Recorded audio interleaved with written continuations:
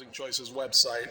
And then you're always free to visit the Brookings website, www.brookings.edu, and just click on the Metro program, and I will also post this speech probably by Monday. So either way, you can download this.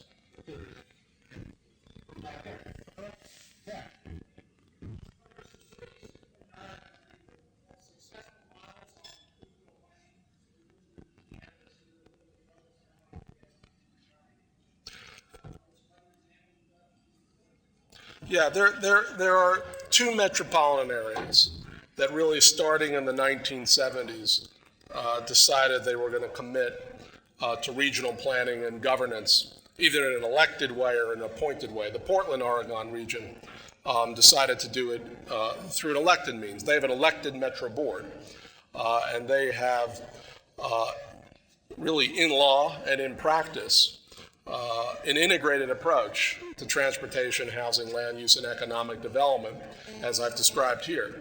The interesting thing about Portland, Oregon, if you go back to the 1970s, that was a dead city and that was a dead metropolis because of a whole bunch of broader economic changes to the economy of that region. It is now one of the most thriving places in the world. Minneapolis is a somewhat similar story.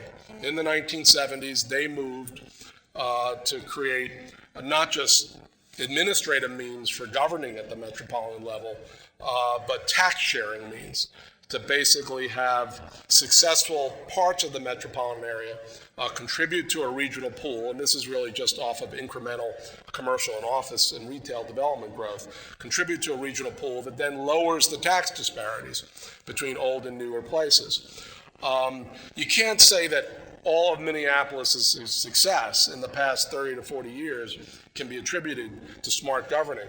But in the Midwest, there are only two metropolitan areas, to be frank, that have succeeded in the past 20 years, and that's Minneapolis and Chicago.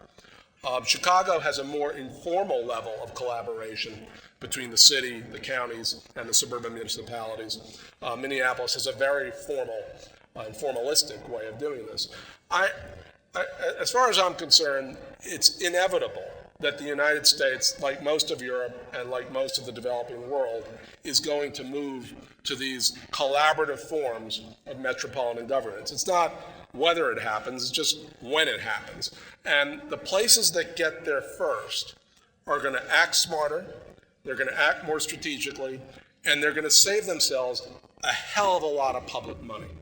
Because as Tim said, if you don't develop those 58 square miles, which are now projected to grow, just think about the cost savings you're going to have to pour back in to the kind of investments around human capital, around smart infrastructure, around environmental remediation that really matter if this place is going to retain and attract the top entrepreneurs and innovators of this century. So there's no question to me that the places that have acted on metropolitan governance going back 30 or 35 years have benefited immensely from it.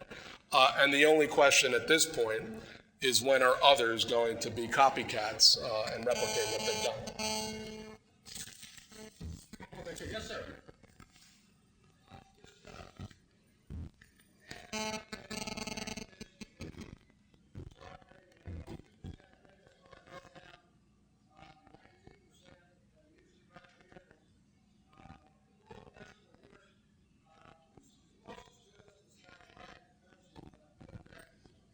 Very, very, very good question. So I would say your contrast is Denver, Colorado. I mean, Denver, Colorado is also a decentralized, low-density, dominated metropolis.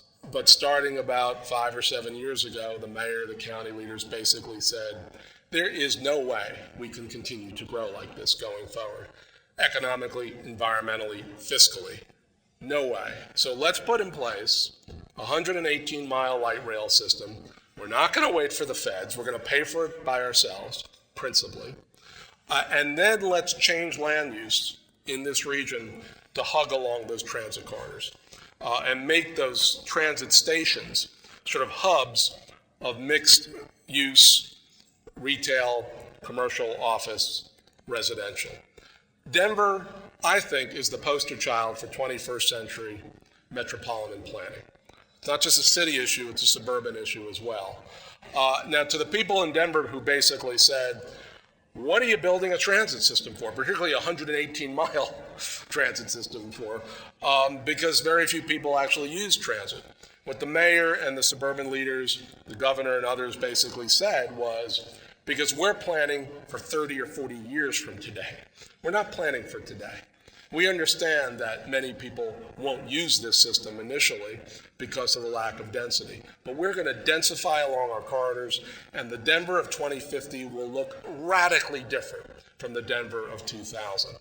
That's the kind of thinking that I think Kansas City has to go through. You're prosperous enough. I mean, what you're going to find when you go to Charlotte, and Charlotte has also basically instigated the construction of a major light rail system. When you talk about Denver or Charlotte or Kansas City, you're talking about relatively prosperous places in the United States that have the fiscal wherewithal to think ahead 20 or 30 or 40 years. You're not Detroit. You're not Pittsburgh. You're not Cleveland. You're not Milwaukee. You're not really flat on your back in some respects. You've got the ability to take this moment, and even with the course correction, plan ahead. So Denver, I think, is the right model to think about because, they are trying to institute, I think, the next generation of development patterns in that part of the country. Okay, one more and then we'll move forward. Yes, sir.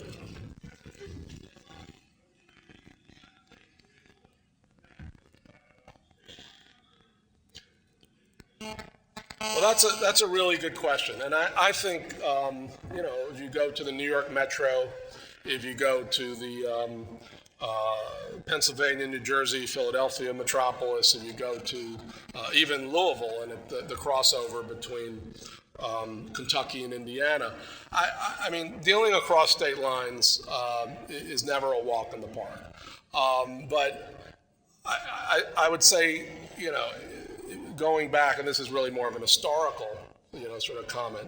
I mean, clearly the New York metropolis, really going back to the 1920s, and the creation of this extensive commuter rail system that crosses over into New Jersey and up into Connecticut, is sort of the poster child for cross-state planning. Now, they have a port authority, that basically spans 3 states.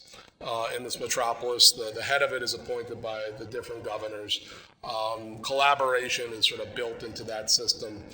I mean, they understood 100 years ago that the geography of the New York metropolis was way beyond the confines of New York State and extended into 2 other states. The trick then, and I think it's a lesson for today, is to find either new institutions at that level or old institutions like Mark, and then give them the skills, the capacity, the resources, the power to get the job done. That's the New York story. And it's worked remarkably well, with some fits and starts and some pitfalls, really over the past 100 years. So state lines, like municipal lines, are not respected by the economy. The geography of the economy basically just moves beyond these artificial lines we draw governmentally.